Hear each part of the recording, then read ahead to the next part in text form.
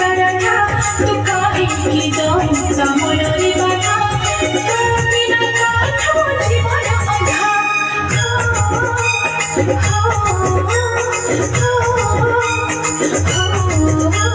डाक चिरे जाबो ना पानी आते मिलानी करा काठो कदम मोहरी एका बसेछि तर बड़ मोहनटा सुखी जाइछि काठो कदम मोहरी एका